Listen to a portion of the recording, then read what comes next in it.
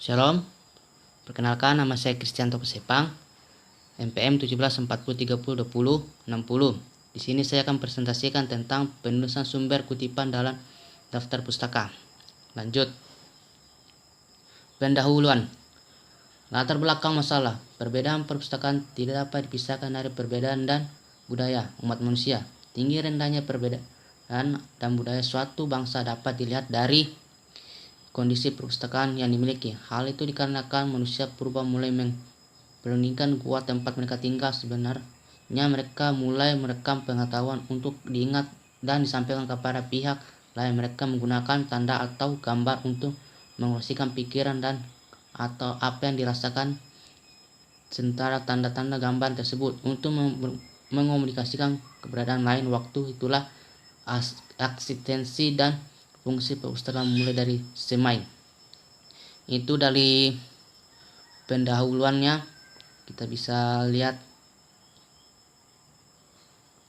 Oke, lanjut.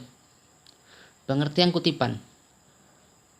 Kutipan adalah gagasan, ide, pendapat yang diambil dari berbagai sumber. Proses pengambilan gagasan tersebut. Kutipan gagasan itu bisa diambil dari kamus, ensiklopedia, artikel, laporan buku, majalah, internet, dan lain sebagainya. Kutipan sering kita pakai dalam penulisan karya ilmiah. Bahan-bahan yang dimasukkan sebagai kutipan adalah bahan yang belum menjadi pengetahuan umum, hasil dari penelitian terbaru yang dapat seorang belum menjadi pendapat umum, jadi pendapat pribadi. Tidak perlu masukkan sebagian kutipan.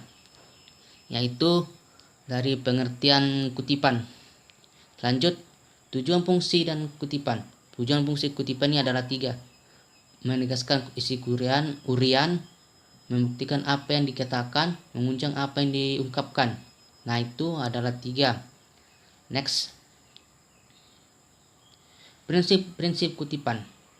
Dalam pembuatan tulisan, kita sering mengambil atau mengutip dari tulisan orang lain. Maka dari itu perlu kita ketahui bagaimana prinsip-prinsip yang benar dalam mengutip dari tulisan orang lain. Nah, antaranya adalah sebagai berikut. 1. Apabila mengutip sebuah karya atau tulisan yang salah dalam sengejaan sumber kutipan kita, maka sebaiknya kita biarkan saja apa adanya. Sumber apa yang diambil kita sebagai kutipan sebagai tidak diperbolehkan membenarkan atau kalimat yang salah dari sumber kutipan kita.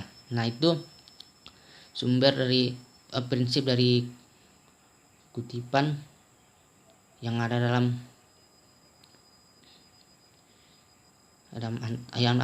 kutipan sebuah tulisan. Next, lanjut.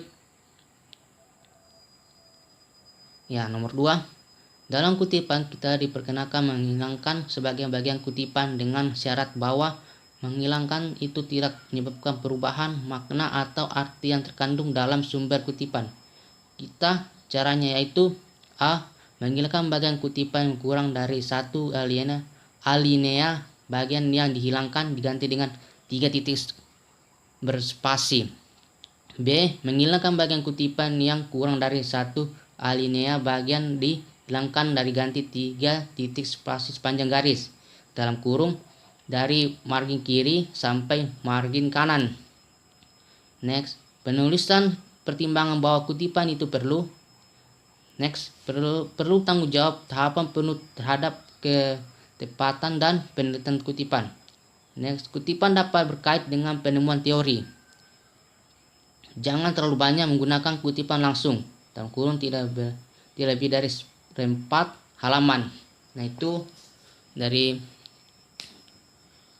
kutipan nomor 2 ya.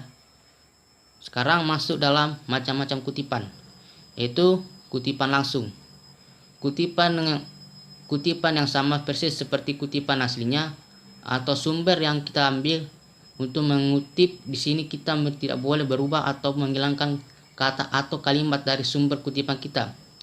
Kalau ada keraguan, kesalahan dalam kutipan kita ambil tersebut, kita hanya memandangkan dengan yang membenarkan kita kutipan langsung tanpa ada editan, dan kita tidak bertanggung jawab jika ada kesalahan dari kutipan kita. Ambil bila dalam kutipan dapat huruf atau kata salah satu kata yang salah lalu dibetulkan. Oleh kutipan harus digunakan huruf siku, demikian juga menyesuaikan ejaan, memberi huruf kapital garis bawah atau huruf miring. Kita perlu menjelaskan tersebut. Nah, itu dari macam-macam kutipan. Next, kutipan langsung yang tidak lebih dari 4 baris, yaitu kutipan tulis menyatu dengan teks, jarak antar baris dengan baris kedua spasi, kutipan diapit dengan tanda petik, kutipan diikuti nama akhir pengarang atau tahun terbit dan nomor halaman, kutipan langsung lebih dari 4 baris, kutipan dipisah dan dari teks dengan jarak 2,5 spasi, jarak antar basis dengan basis kutipan atau spasi, kutipan boleh dipetik tanda petik boleh juga tidak. Seluruh kutipan masuk ke dalam 5 atau kurang 7 ketikan. Nomor 2, kutipan tidak langsung adalah kutipan telah kita ringkas istilahnya sumber kutipan, aliasnya kutipan tidak langsung ditulis menyatu dengan teks yang kita buat dan tidak susah diapit tanda petik. Nah, itu kutipan tidak langsung. Ya, termasuk dia kutipan yang tidak langsung telah ringkas. Next, penulisan kutipan. Penulisan kutipan pengarang menggunakan nama akhir. Ya, nama akhir.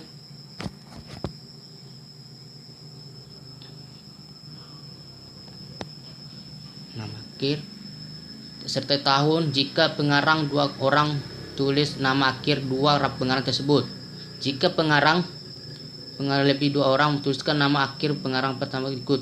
4. Jika pengarang tidak adanya tercantum dalam nama lembaga penerbit, nama dokumen diterbitkan atau dokumen diterbitkan atau nama koran. 5. Karya terjemah nama pengarang tertulis dalam adalah nama pengarang.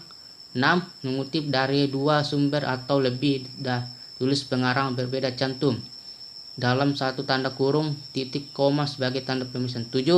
Penulisan tercantum kutipan dengan pola warta ditandai dengan penulisan nama belakang pengarang tahun terbit. Ya, next. Pengertian daftar pustaka. Daftar pustaka yaitu suatu daftar yang berisi semua sumber bacaan yang digunakan, berisi sumber bacaan yang digunakan, bahan acuan dalam penulisan karya ilmiah seperti makalah, skripsi, tugas akhir, laporan, tesis, dan penelitian. Pemilihan daftar pustakaan ini harus benar-benar sesuai dengan pokok masalah yang dibahas dalam makalah mahasiswa. Dosen, siswa tidak boleh mencantumkan nama, judul buku, artikel, jurnal, serta dokumen lainnya, baik cetak maupun maupun internet yang didapatkan dalam daftar pustaka ini. Next, fungsi daftar pustaka. Memberikan informasi bahwa penyertaan yang dibuat bukan hasil pemikiran dari sendiri tapi juga tambahan dengan pemikiran online. Apabila baca menginginkan mendalami lebih jauh penyataan kutipan pendapat kita dalam penulisan karya tulis dan yang tidak selesaikan. Menjaga profesional penulis tahap karya tulis yang telah dibuat. Itu dari fungsi-fungsi daftar pustaka. Kita bisa lihat ada 4 acuan dari fungsi daftar pustaka. Ya. Next, macam-macam daftar pustaka, yaitu 1. Kelompok textbox. Terdiri ada 4 barisan, penulis perorangan, kumpulan kerangan beberapa penulis dan editor, buku yang ditulis atau yang dibuat oleh lembaga, buku terjemahan, yaitu ada nomor 2 juga kelompok jurnal, artikel yang disusun oleh penulisan, lanjut artikel yang disusun oleh lembaga, lanjut kelompok makalah yang direferensikan dalam spread symposium. Nah, itu adalah kelompok jurnal yang terdiri ada 3. Sekarang nomor 3 kelompok disertai dalam tesis. 4 kelompok makalah atau informasi dari internet. Next, Penyusunan daftar pustaka. Penyusunan daftar pustaka pengambilan datanya dari internet. Pertama, nama. Kedua, tulis dalam kurung tahun buku atau tulisan dibuat dalam tanda kurung. Setelah itu diberi tanda titik. 3. Tulis judul buku. Tulis selalu beri tanda titik lagi. Keempat, tulis nama website. Gunakan kata from untuk awal, judul web, dan lain tersebut. Setelah itu diberi tanda koma. Kelima, tulis tanggal pengambilan data tersebut.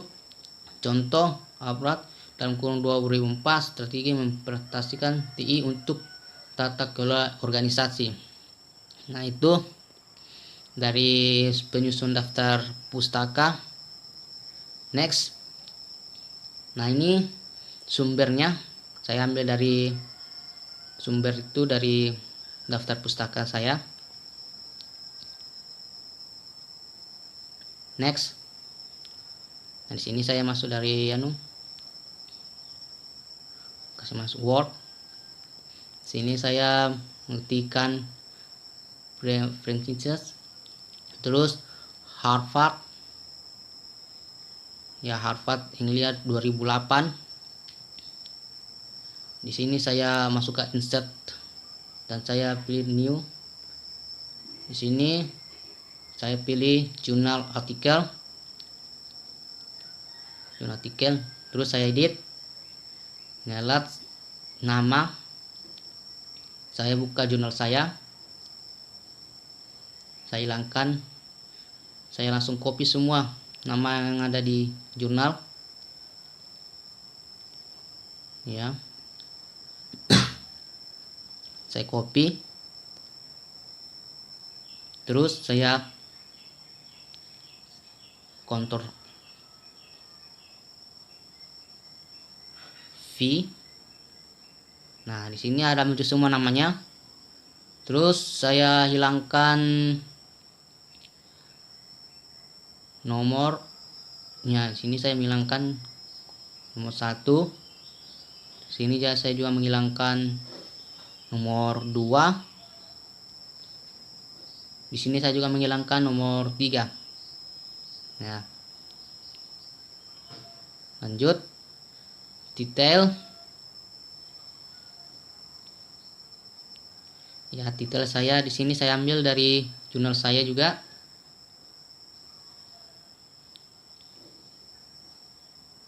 Ya.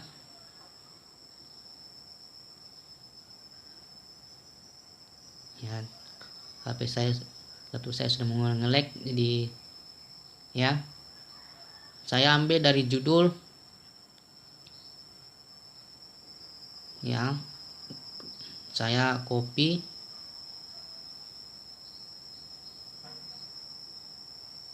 Ya, Project Negara Keamanan Sistem Pemantauan Rumah Berbasis IoT. Ya, saya copy. Terus saya judul jurnal saya ambil di atasnya, Prosening Seminar Nasional Teknik Elektro. Saya ambil, saya copy, terus saya kasih masuk di jurnal name. Ya, terus selanjutnya year, yaitu saya ambil tahun 2019. Saya ambil tahun 2019. Terus saya copy.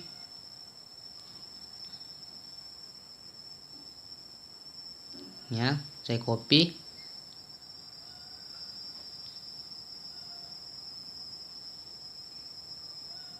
Terus saya ambil dari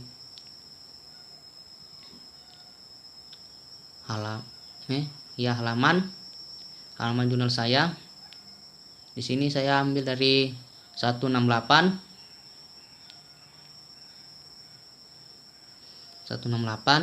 saya tulis di sini 168 sampai 176. Nah, volumenya saya juga ambil dari sini. Volumenya itu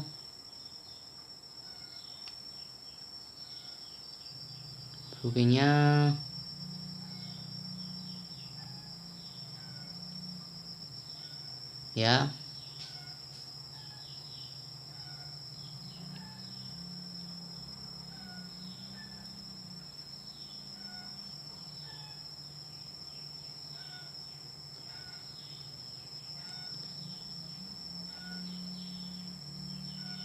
Nah, kenapa volumenya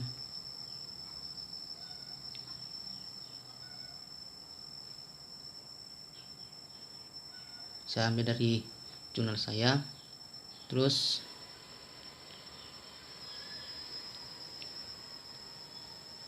yaitu presentasi dari saya. Bila ada kata-kata saya kurang lengkap, mohon dimaafkan, dan shalom.